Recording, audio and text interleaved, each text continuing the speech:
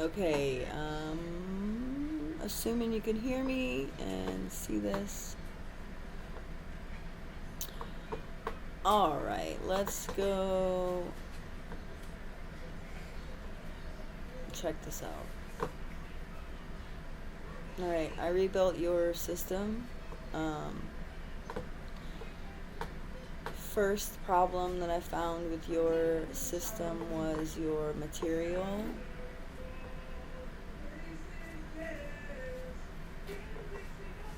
Which, I don't know why this is named emitters.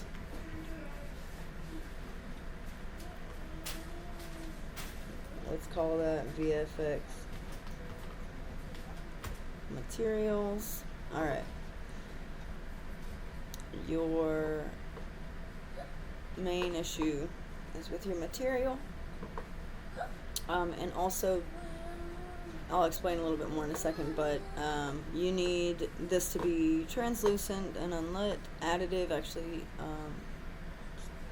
not the mode you want to use in this case.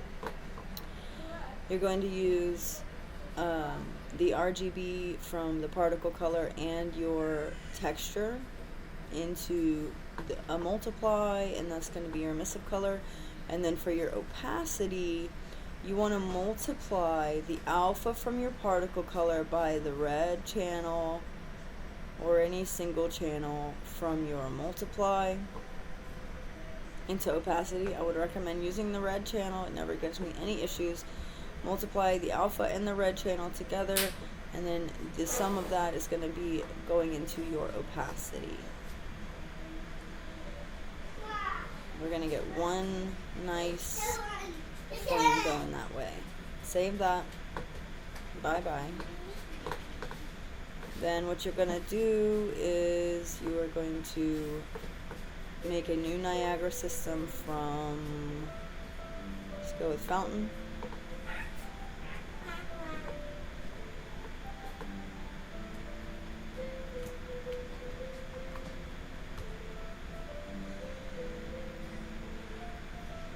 Name it what you need to name it. I just put JP Flame because I already named the other one Jetpack Flame. Make sure you rename your emitter to NE underscore whatever you want to name it. We're going to go ahead through here and get rid of the velocity. We're going to get rid of the gravity. And we're going to get rid of the drag. We're going to change the shape location to a, to a cone.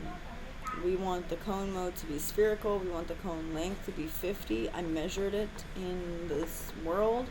So 50 should be good. And then the cone angle, we want that to be 15. Everything else here should be totally good. We don't want to flatten the end caps. We want those to remain round in this case. Thank you, bud. Thank you.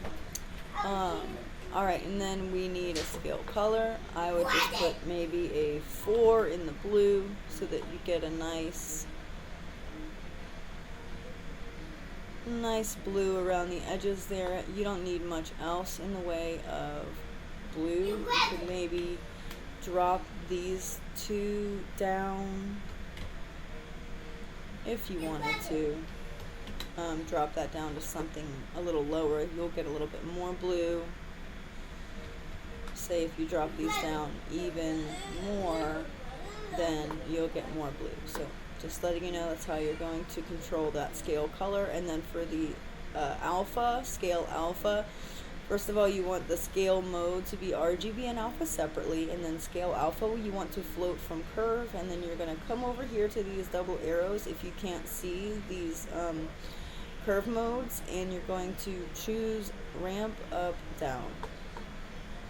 So that's going to give you a really nice transition between your particles.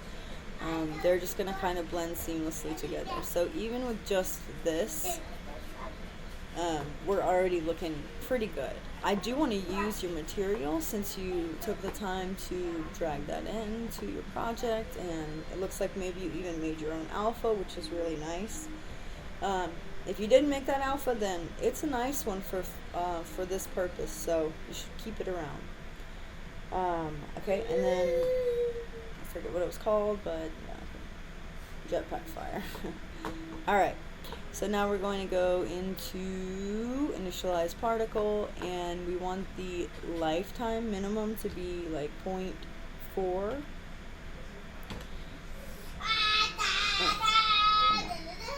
0.4, and the max, oh my gosh, 0.4, 0.4, and the max to be 1.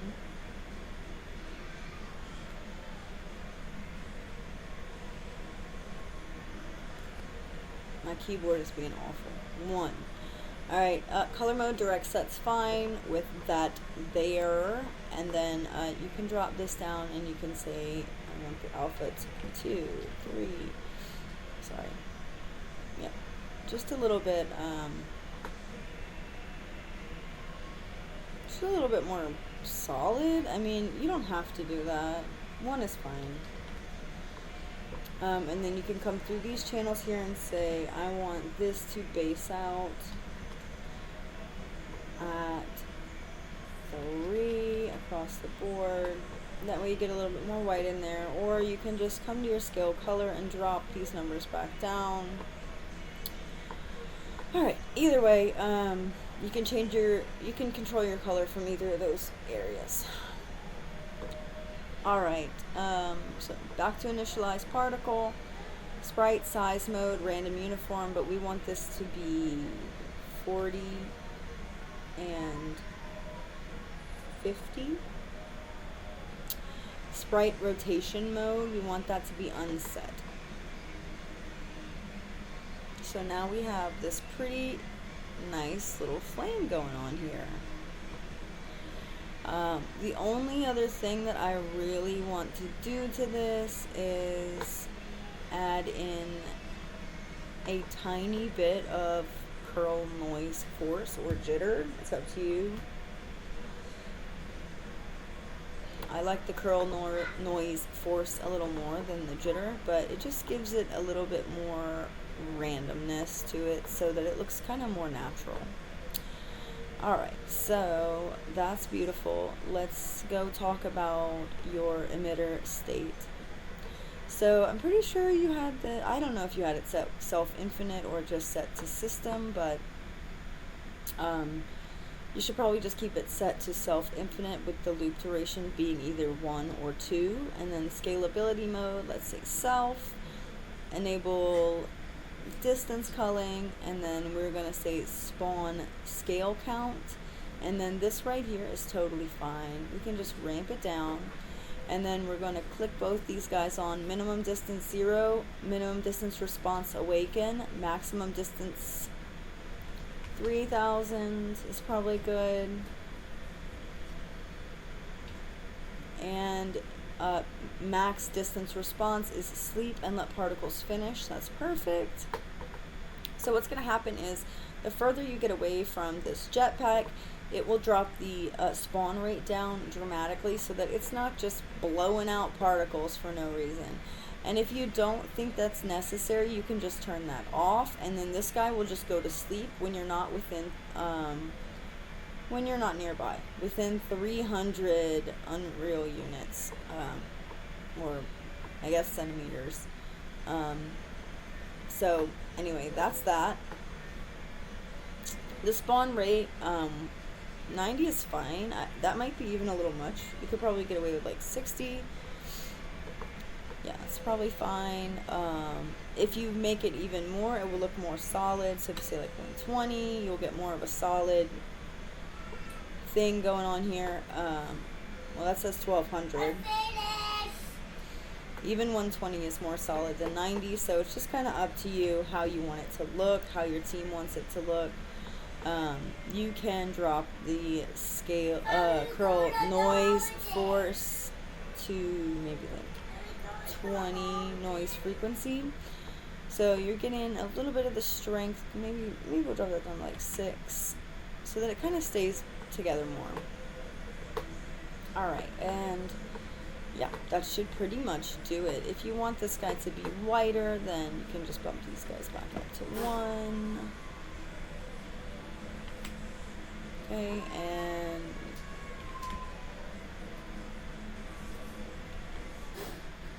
just to give it a little clue around the edge. That looks kind of similar to what you had going on before, except now you can actually get in front of it, you can get under it, yeah, you'll be able to actually move it around. Oh, one more thing, very important, click on your emitter, and the very first option here under emitter is local space. Pop that guy in there and compile and save. If you don't have the local space on, then it will artifact out a bunch of copies of this, because it's like every time you move it in the world, it's leaving an entire copy of the system where it was before. So very difficult to move it around if you don't have local space checked on, which is originally what I thought you meant, was that it was messing up when you were moving it around. And whenever that happens, it's typically because local space is not on. The reason that you could not get around the reason that you couldn't place your flame where you wanted it is because you were just using a 2D sprite in a 3D location and expecting Unreal to just interpolate the third vector, or the third float of the vector. So you were giving it 2 of the axes and saying, hey, do your best guess for the third. So let's go back into the world and drag in our new system.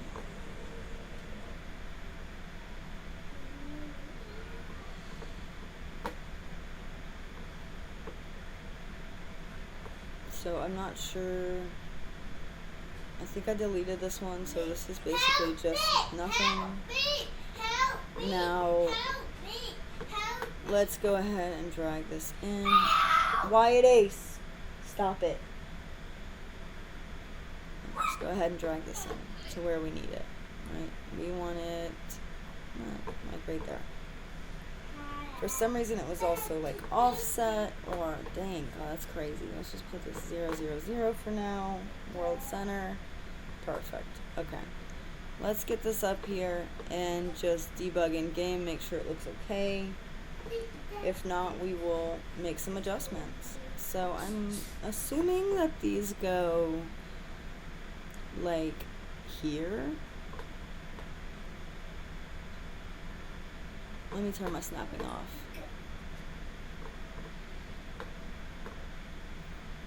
Come on.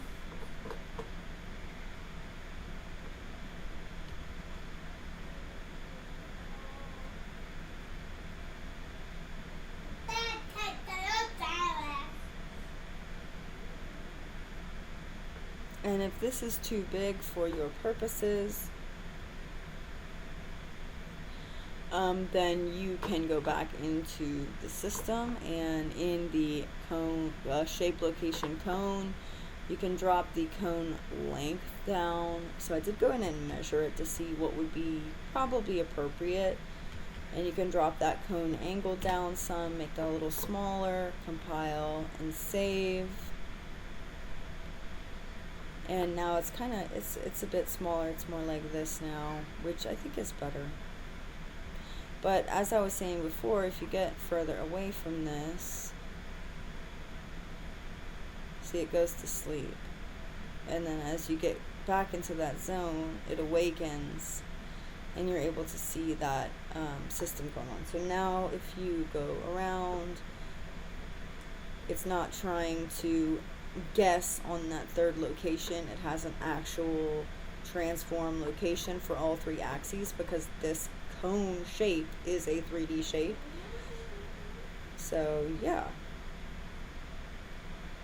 you can place that where you need it. You can attach it to you can put it in a blueprint and attach it to the jetpack. My bad. Didn't mean to do that. Oh yeah, I'm using a Mac. I could not get your system to do squat on my PC. Like, not at all whatsoever. All that it was showing me was the engine content, and it was not bringing up anything else. Like, I could see that your content was there in the folder that I downloaded, but on two different machines in Unreal 5.3.2, it would just not open your level, not open your content, not read your content. I only have 5.4 on this machine, on this Mac, and I guess it didn't ask me to open a copy, so I'm kind of assuming that you might have made this project accidentally in 5.4. If not, then it just opened a copy for me, but yeah, I don't know. I don't know why it wouldn't work on my on the two other machines when I was trying to open it with 5.3.2.